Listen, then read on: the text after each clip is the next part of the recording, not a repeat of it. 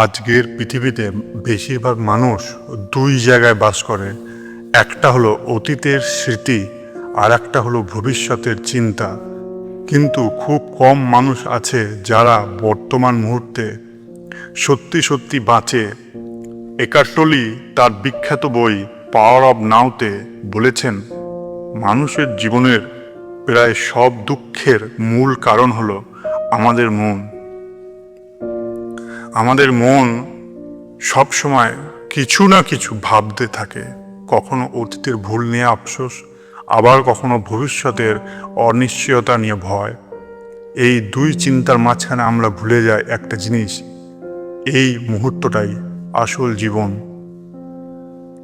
Mind versus consciousness বইটিতে একার্ট trolley বলেন, তুমি তোমার মন নও। আমরা প্রায় ভাবি আমাদের মাথায় যে চিন্তা আসে সেটাই আমরা, কিন্তু সত্যি হলো চিন্তাগুলো শুধু মনের তৈরি শব্দ। যখন তুমি নিজের চিন্তাকে দূর থেকে লক্ষ্য করতে পারো, তখন বুঝতে পারো তুমি চিন্তা নও, তুমি সেই সচেতনতা যা চিন্তাকে দেখছে। এই সচেতনতা বা কনসিয়াসই মানুষের আসল শক্তি। তাই মাইন্ড থেকে বেরিয়ে আসার জন্য অথবা থট চিন্তা থেকে বেরিয়ে আসার জন্য সেটাকে অবজারভেশন করতে হবে, নিজেকে একটা সাক্ষীর রূপে। তাহলে আপনারা বুঝতে পারবেন যে কিছুক্ষণের মধ্যেই সেই চিন্তা অথবা থট গায়েব হয়ে যাচ্ছে। জমে থাকা মানসিক কষ্ট বইটিতে একটি গুরুত্বপূর্ণ ধারণা হলো পেন। পেন বডি মানে হলো মানুষের ভেতরে জমে থাকা পুরনো কষ্ট, রাগ, দুঃখ। এই কষ্টগুলো অনেক সময় আমাদের আচরণ নিয়ন্ত্রণ করে। উদাহরণস্বরূপ, কেউ যদি তোমাকে ছোট করে কথা বলে, হয়তো তুমি খুব বেশি রেগে গেলে, কিন্তু আসলে সেটা শুধু বর্তমান ঘটনার জন্য নয়, বরং ভেতরে জমে থাকা পুরনো কষ্টের প্রতিক্রিয়া। একার্ট টলি বলেন, যদি আমরা এই পেন বডিকে সচেতনভাবে লক্ষ্য করি, তাহলে তার শক্তি ধীরে ধীরে কমে যায়। টাইম হচ্ছে একটা ইলিউশন, সময়ের মায়া। বইটির আরেকটি গুরুত্বপূর্ণ শিক্ষা হলো সাইকোলজিক্যাল টাইম আসলে একটি মায়া। বাস্তবে জীবন সবসময় শুধু একটি মুহূর্তে ঘটে, সেটা হচ্ছে নাও, মানে এই মুহূর্তে, মানে বর্তমান মুহূর্তে। অতীত এখন আর নেই, ভবিষ্যৎ এখনো আসেনি। তাই যদি আমরা সবসময় অতীত বা ভবিষ্যৎ নিয়ে চিন্তা করি, তাহলে আমরা জীবনে আসল অভিজ্ঞতা হারিয়ে ফেলি। একার্ট টলি বলেন, যখন তুমি পুরো মনোযোগ দিয়ে বর্তমান মুহূর্তে থাকো, তখন মনের অস্থিরতা থেমে যায়। আর এই সাইকোলজিক্যাল টাইম শুধুমাত্র বর্তমানই আছে, অতীত এবং ভবিষ্যৎ বলে কিছু হয় না।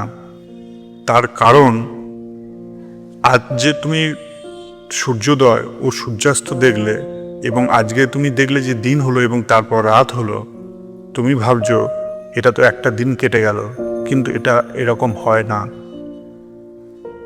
এর পিছনে একটা সায়েন্স আছে।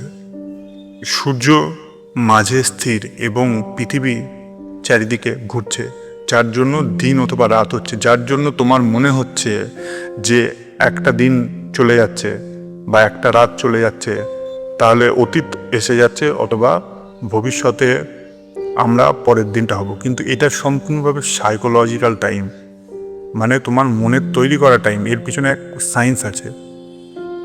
তাহলে বর্তমান সময় শুধুমাত্র বর্তমান, মানে এই মুহূর্তটাই শুধুমাত্র সত্যি। বর্তমানের শক্তি, বর্তমান মুহূর্তে থাকা মানে শুধু ধ্যান করা নয়, এটা খুব সাধারণ জিনিস দিয়েও করা যায়। যেমন হাঁটার সময় হাঁটার অনুভূতি লক্ষ্য করা, শ্বাস নেওয়া ছাড়ার দিকে মন দেওয়া, খাবার খাওয়ার সময় খাবারের স্বাদ পুরো অনুভব করা, এই ছোট ছোট সচেতনতার মুহূর্তই মানুষকে ইনার পিস দেয়। ইগো মনের তৈরি পরিচয়। বইটিতে বলা হয়েছে মানুষ অহং বা ইগো আসলে মনের তৈরি একটি পরিচয়। আমরা নিজেদের পরিচয় দিই, আমার টাকা কত, আমার সামাজিক অবস্থান কি, মানুষ আমাকে কিভাবে দেখে, কিন্তু এইগুলো সবই অস্থায়ী। যখন মানুষকে এই পরিচয়গুলোর উপর নির্ভর করে তখন ভেতরে সবসময় একটা অশান্তি কাজ করে। কিন্তু যখন মানুষ বর্তমান মুহূর্তে থাকে তখন সে বুঝতে পারে তার আসল সত্তা কোনো পরিচয়ের মধ্যে সীমাবদ্ধ নয়।